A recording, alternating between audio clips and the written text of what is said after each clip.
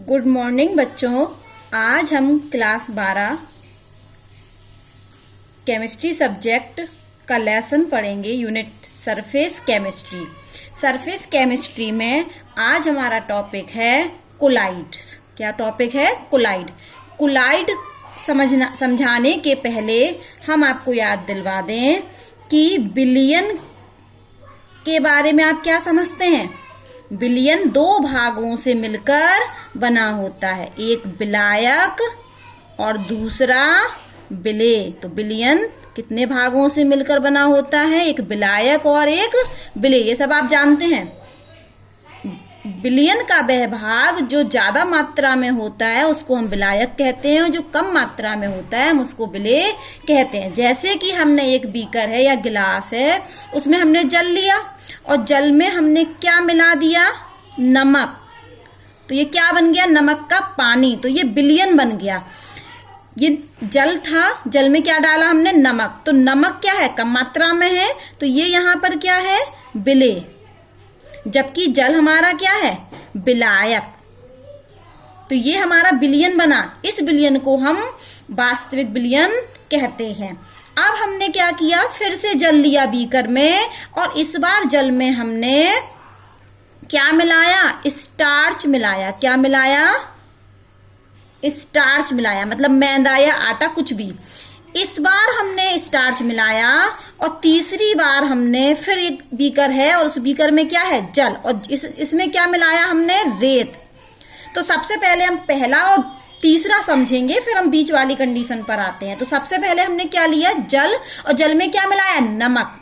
तो आप मुझे ये बताओ कि नमक का पानी बनेगा, तो ये कहीं से भी ले लें, हम यहां से एक चम्मच ले लें या नीचे से ले लें, तो इनकी प्रॉपर्टी, गुण कैसे होंगे? समान होंगे। ऐसा तो नहीं कि यहाँ नमक ज्यादा होगा पानी में, यहाँ नमक कम लगेगा। ऐसा नहीं लगता ना। शक्कर का पानी या शरबत हम कुछ भी पीते हैं तो शरबत कैसा लगता है? अगर मीठा है तो पूरा मीठा है, या फीका है तो पूरा फीका है। तो इस प्रकार के बिलियन जो बिल्कुल समांगी मिल जाते हैं। जल में नमक क्या होगा? बिल्कुल अच्छे से मिल जाएगा। तो इस प्रकार के बिलियन को हम समांगी बिलियन के नाम से जानते हैं। जबकि जब हम जल में रेत मतलब बालू मिलाएं तो बालू क्या होगी? नीचे बैठ जाएगी। तो इस प्रकार के बिलियन को हम विषमांगी बिलियन कहते हैं। सममांगी बिलियन, तो बिलियन कितने प्रकार के होते हैं? दो प्रकार के, सममांगी बिलियन और विषमांगी बिलियन। ये आप कक्षा 11 में पढ़ चुके हैं डिटेल में। सममांगी बिलियन वे बिलियन होते हैं जो आपस में, विलेय और विलायक, जिसमें आपस में अच्छे से घुल जाता है, जिनकी कहीं से भी ले लें हम प्रॉपर्टी, चाहे यहां से निकालें चाहे यहां से निकालें, प्रॉपर्टी गुण क्या होंगे? समान। जबकि विषमांगी बिलियन में ऐसा नहीं होता। यहां से पानी लेंगे तो रेत कम होगी, और नीचे से पानी निकालेंगे तो उस पानी में रेत ज्यादा होगी। तो यहां पर हमने जो ये सममांगी बिलियन बना, इसको हम किस नाम से जानते हैं? वास्तविक बिलियन। और जबकि यहां पर इस बिलियन को किस नाम से जानते हैं? निलंबन बिलियन। और एक हमने क्या लिया? जल में क्या डाला? स्टार्च। और हमने क्या कहा कि ये विषमांगी बिलियन है, इसको भी हम क्या, इसको नाम दिया हमने कोलाइड। हमारा टॉपिक ही कोलाइड था, लेकिन हमने क्या किया? आपको थोड़ा बिलियन से बताया कि बिलियन में दो भाग होते हैं, विलायक और विलेय। फिर हमने कहा कि हमने 3 बीकर लिए, और तीनों में क्या लिया? जल लिया। जल क्या लिया? विलायक। पहले बीकर में हमने क्या डाला? नमक, विलेय डाला। तो ये हमारा क्या बन गया? वास्तविक बिलियन, क्योंकि ये अच्छे से घुल गया।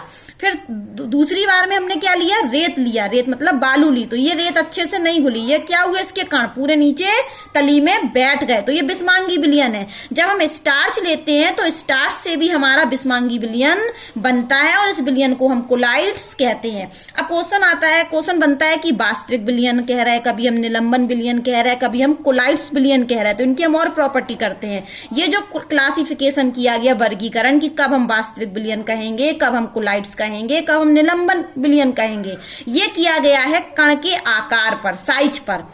तो जब जो हम विलेय डाल रहे हैं, विलेय जो अब विलेय का अवयव है, जो विलेय का कण है, यदि उसका आकार 0.1 नैनोमीटर से 1 नैनोमीटर है, तो हमारा क्या बनता है? वास्तविक बिलियन। और जब ये कितना हो? 10⁻³ से बड़ा हो, नैनोमीटर से क्या हो? ज्यादा हो। इसका मतलब क्या है? बड़ा हो। तो यहाँ कण यदि बड़े होंगे तो इस प्रकार का बिलियन निलंबन बिलियन होगा। और जब 1 नैनोमीटर, तो इसमें आ रहे हैं, और 1 नैनोमीटर से ज्यादा, और 10⁻³ 10⁻³ नैनोमीटर से बड़ा इसमें आ रहा है, तो इन दोनों के बीच में मतलब 1 नैनोमीटर से 10⁻³ नैनोमीटर के पार्टिकल के कण होंगे, तो इस प्रकार के विलयन को हम कोलाइड्स विलयन कहते हैं। तो ये वर्गीकरण किस आधार पर है? कण के आकार पर। और ये कण का साइज हमें याद करना है। अब हम आते हैं कोलाइड्स में 2 थे, यही था। ये जल क्या था? विलायक। और ये स्टार्च क्या है हमारा? विलेय। इसी प्रकार से यहाँ रेत क्या है? विलेय। और ये जल क्या है हमारा? विलायक। लेकिन कोलाइड्स में हम विलायक को विलायक ना कहकर परिक्षेपण माध्यम कहते हैं, और विलेय को क्या कहते हैं? परिक्षिप्त प्रवस्था। अब कोलाइड की परिभाषा सुनना बहुत ध्यान से। कोलाइड एक क्या है? विषमांगी विलयन है। कोलाइड्स एक विषमांगी तंत्र होता है जिसमें एक पदार्थ बहुत बारीक कणों के रूप में परिक्षिप्त प्रवस्था, बारीक कण किस कण को क्या बोल रहे हैं हम? कण को। विलेय। परिक्षिप्त प्रवस्था एक दूसरे पदार्थ में, विलायक मतलब परिक्षेपण माध्यम में क्या रहती है? परिक्षेपित रहती है। अभी थोड़ा सा आपको डिटेल में यहां से समझ में आएगा। ये टेबल बनी है। इस टेबल में अंतर देख रहे हैं हम, वास्तविक विलयन, कोलाइड्स और निलंबन में।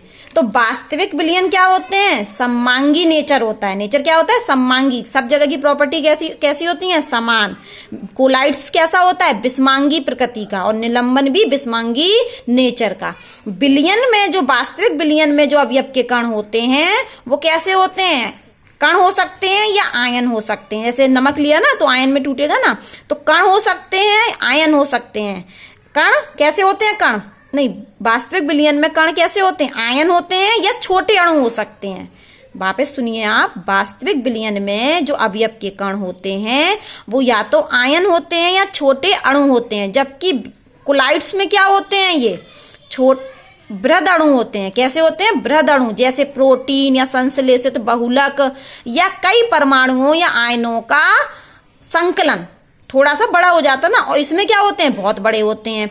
यहाँ कण का आकार कितना होता है? 0.1 नैनोमीटर से 1 नैनोमीटर। यहाँ 1 नैनोमीटर से 10⁻³ नैनोमीटर, और यहाँ 10⁻³ नैनोमीटर से बड़ा। किसका? कण का आकार। इसमें कण कभी नीचे नहीं बैठते हैं, घुले रहते हैं। इसमें भी नीचे नहीं बैठते हैं, लेकिन इसमें क्या होते हैं? तली में नीचे बैठ जाते हैं। अगर हम वास्तविक विलयन को एक अर्धपारगम झिल्ली से पास करें तो अवयव के जो कण होते हैं, विलेय के जो कण होते हैं, वो अर्धपारगम झिल्ली के आर पार हो जाते हैं। जबकि इसमें कोलाइड्स में भी आर पार होते हैं, लेकिन कैसे होते हैं? धीरे धीरे। जबकि निलंबन में कण बड़ा होता है तो अर्धपारगम झिल्ली के आर पार नहीं जा सकता है। विलयन के कणों को हम सूक्ष्मदर्शी से नहीं देख सकते। इतने छोटे होते हैं कि हम सूक्ष्मदर्शी से नहीं देख सकते, आंखों से भी नहीं देख सकते और सूक्ष्मदर्शी से भी नहीं देख सकते हैं। लेकिन कोलाइड्स के थोड़े बड़े हैं, वो भी छोटे तो हैं, तो अति सूक्ष्मदर्शी अल्ट्रा माइक्रोस्कोप से देखे जा सकते हैं, लेकिन नॉर्मल सूक्ष्मदर्शी से नहीं देख सकते हैं। और इनके कणों को तो हम आंखों से ही देख सकते हैं। तो आज हमने सिर्फ आपको कोलाइड्स बताया कि विलयन 2 भागों से मिलकर बना होता है, विलायक और विलेय। फिर हमने कहा कि विलेय के जो कणों का जो आकार होता है, उन कणों के आकार के आधार पर विलयन को वास्तविक विलयन, कोलाइड और निलंबन 3 भागों में विभाजित कर सकते हैं।